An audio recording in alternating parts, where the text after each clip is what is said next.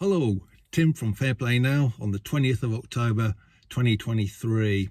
So back home after a long hard day's work, my normal work, not any filming or anything like that.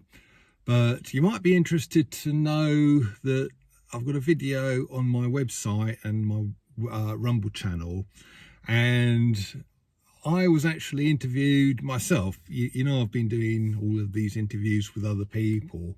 Well, this lady who watches this channel, hi if you're watching, by the way, it was great the other day, and she wanted to interview me. So a couple of days ago, I went to her house and she interviewed me.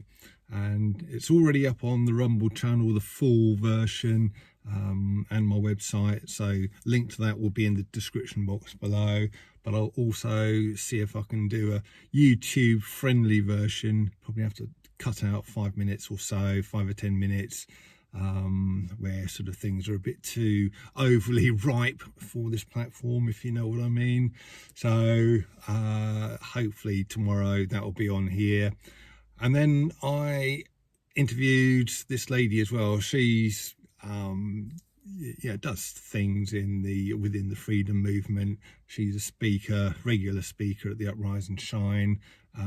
So quite an interesting lady.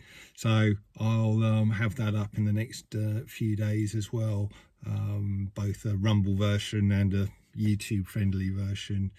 But anyway, when she was interviewing me, I got sort of slightly fired up, and there was this story, something that happened to me at school when I was, I don't know, about mid-teens, something like that.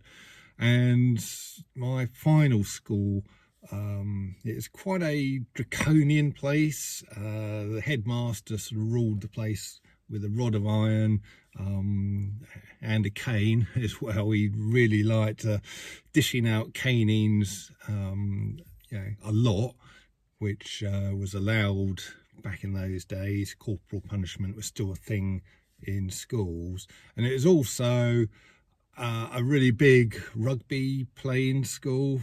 The headmaster and most of the other teachers absolutely loved it. So of course they take one look at me, I'm quite a big bloke, and they say, right, you're playing rugby. And I'm not a particularly sporty person. Yeah, I play the odd round of golf here and there, but apart from that, I'm not really sporty at all.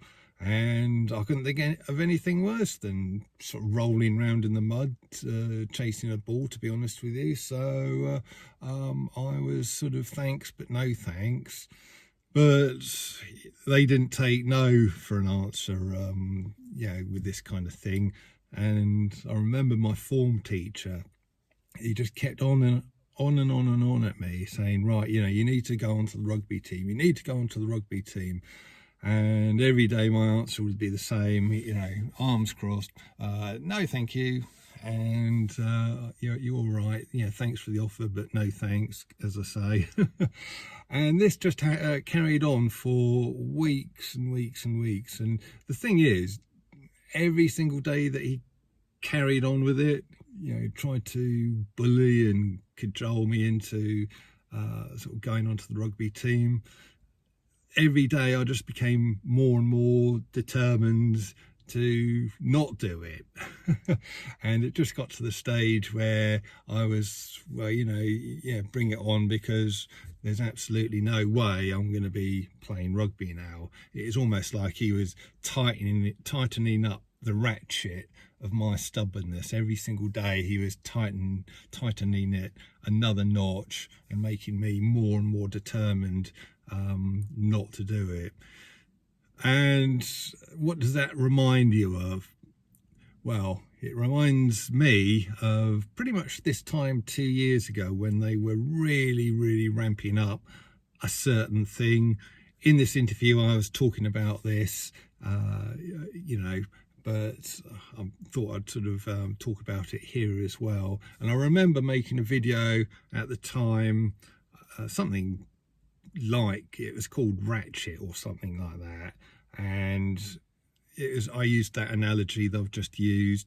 Every time they came out with another idiot saying, "Oh yeah, I think the unveed should be sort of punished. I think they should be fined. I think they should be excluded from railway carriages and theatres and cinemas and sporting arenas and all of the rest of it." And every time the government came out with more of their nonsense, I just became more and more determined to resist it. And I literally didn't care what it took. I was absolutely determined to resist it. And I'm not talking about this to go over old ground again, but I'm talking about this because this really shows the power of not just determination, but absolute determination.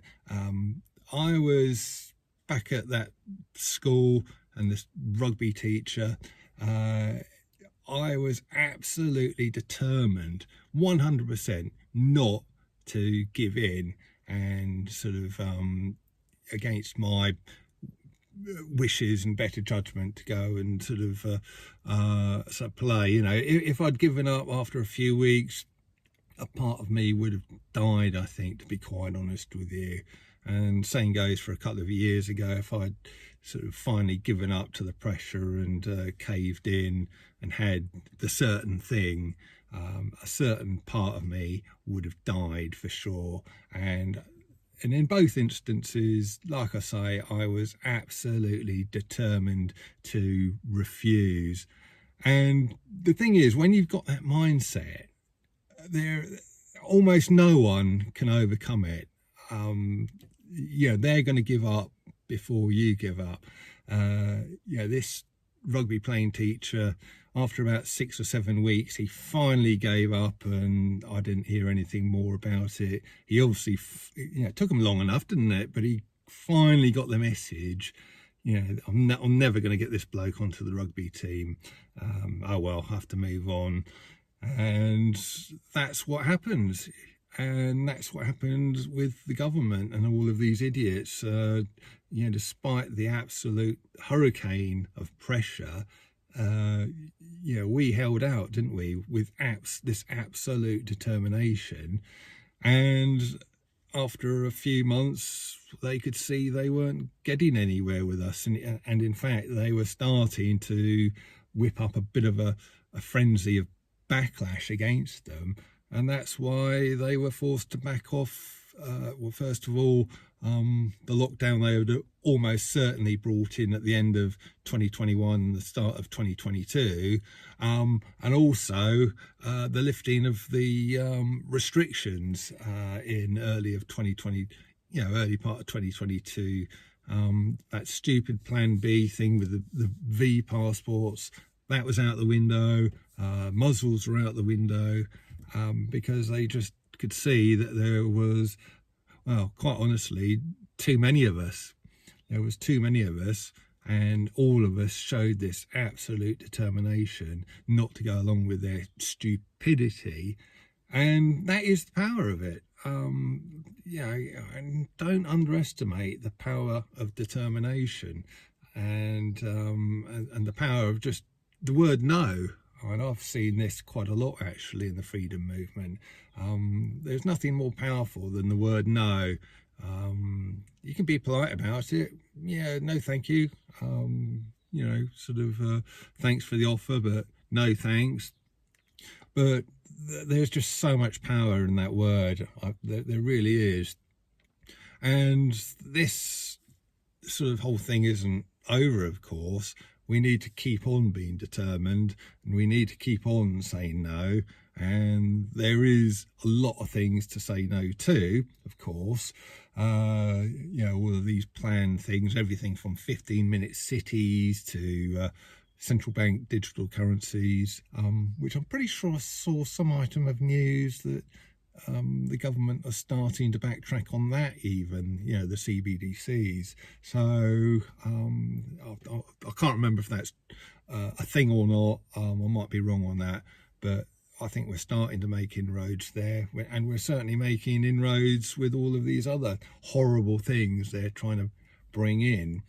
And again, I saw a video where someone was saying, I don't know who it was, but apparently